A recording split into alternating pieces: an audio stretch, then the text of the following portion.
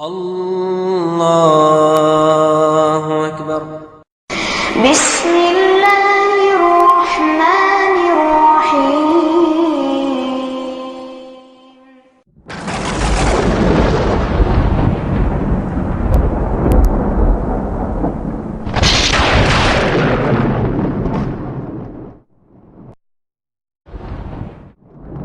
وقل جاء الحق وزهق الباطل ان الباطل كان زهوقا۔ کہ یہ ترکیب جو ہے شب برات کی یہ ایرانی ہے، یہ فارسی ترکیب ہے، ورنہ لیلۃ البراء یا لیلۃ البرات ہوتی۔ اور شیخ نے بتایا کہ اگر برات پڑھو تو وہ معنی کیا ہوگا؟ شادی بیاہ کے معنی میں، محفل اور جشن کے معنی میں، اور براءت اگر پڑھیں گے تو آخر کس سے علیحدگی، کس سے ناراضگی، کس سے آپ جو ہے اعلان کر رہے ہیں کہ ان لوگوں سے میں بری ہوں۔ یہ حقیقت ہے کہ یہ دراصل شب برات یہ شیعہ رات ہے، شب تبرہ ہے، اور اس رات میں اسلام کے عظیم سپوتوں کو گالیاں دی جاتی ہیں۔ ان کا عقیدہ ہے کہ ان کے 12ویں امام، جو ان کا خیال ہے امام غائب، غیبوبت کبریٰ کا زمانہ جن کے بارے میں یہ کہتے ہیں، دراصل وہ 6 ہی مہینہ کے تھے، حسن عسکری کے لڑکے تھے محمد، مار دیے گئے، ان کا کچھ پتہ نہیں۔ وہ کہتے ہیں تب سے وہ اللہ کے رسول کی لاٹھی اور قرآن کا صحیح نسخہ نعوذ باللہ جو 40 پارے پر مشتمل، اور اس طرح کے بہت ساری چیزیں، کس کی قمیص، کس کا کرتا، کس کا پیجامہ، سب لے کر کے سرمن رائے نامی غار میں وہ چھپے ہیں، اور وہ اس تاریخ کو اس طرح سے تصور کرتے ہیں کہ نکلیں گے کیا ہوگا، مسائل ہیں، معتقدات ان کے ہیں۔ المہم کہنے کا مسئلہ یہ ہے کہ یہ رات شب برات جس کو انہوں نے فارسی ترکیب دی ہے نام، اگر یہ واقعی معنی میں قرآن و حدیث میں کہیں اس کا ذکر ہوتا تو پھر شب کا ذکر نہیں ہوتا، لیلۃ البراء کا ذکر ہوتا۔ لیلۃ القدر جس طرح قرآن کا حصہ ہے، جو مسلمہ رات ہے، اس طرح اس کا بھی ذکر کتاب و سنت کے نصوص میں ہوتا تو عربی ترکیب ہوتی ہے، فارسی ترکیب یہ نہیں ہوتی۔ اس ناطے یہ جان لیں کہ اس کا تعلق فاطمیوں سے ہو سکتا ہے، ایرانیوں سے ہو سکتا ہے،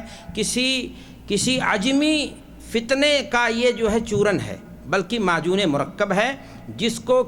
عبادت، زہد، ثواب اور نامعلوم مرنجان مرن کتنا ملمہ بنا کر کے، حسن حسین بنا کر کے اہل سنت کے درمیان اسے کیا کیا گیا ہے، پروسا گیا ہے کہ اس ایک رات میں اتنے سارے لوگوں کے گناہ کیا ہو جائیں گے،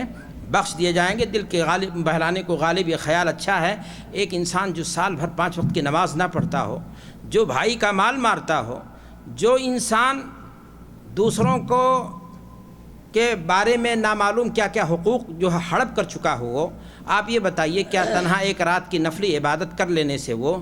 اس کے سارے گناہ معاف ہو جائیں گے؟ جو رات مسلمہ رات ہے، جس کو قرآن نے ذکر کیا ہے، نبی صلی اللہ علیہ وسلم کے فرمودات میں وہ چیز موجود ہے، یعنی لیلۃ القدر، اس ایک رات کی عبادت 83 سال یا 83 سال کے برابر ہوتی ہے۔ اور اس ایک رات کے بارے میں کہا جا رہا ہے کہ وہ اتنے سارے لوگوں کے گناہ بخش دیے جائیں گے اور جہنم سے آزاد ہو جائیں گے، روزیاں بانٹ دی جاتی ہیں اور بڑے بڑے فیصلے ہوتے ہیں۔ تو شیخ نے اس تعلق سے تو درس میں کہا ہے، محاضرے کے دوران بیان کیا ہے کہ یہ جس آیت سے لوگ استدلال کرتے ہیں کہ انا انزلناہ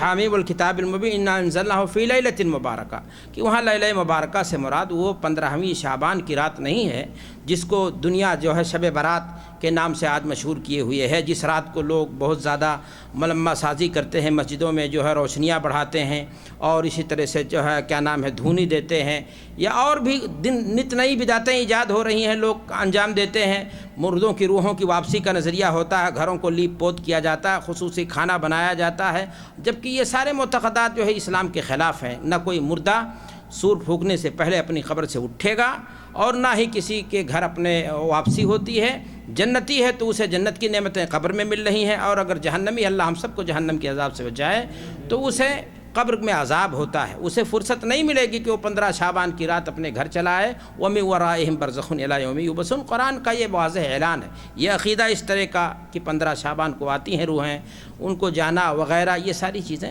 جو ہے غیر اسلامی نظریات ہیں میرے بھائی۔ تو میں نے عرض یہ کیا کہ یہ شب ہی کا نام، ترکیب جو فارسی ہے یہ بتا رہی ہے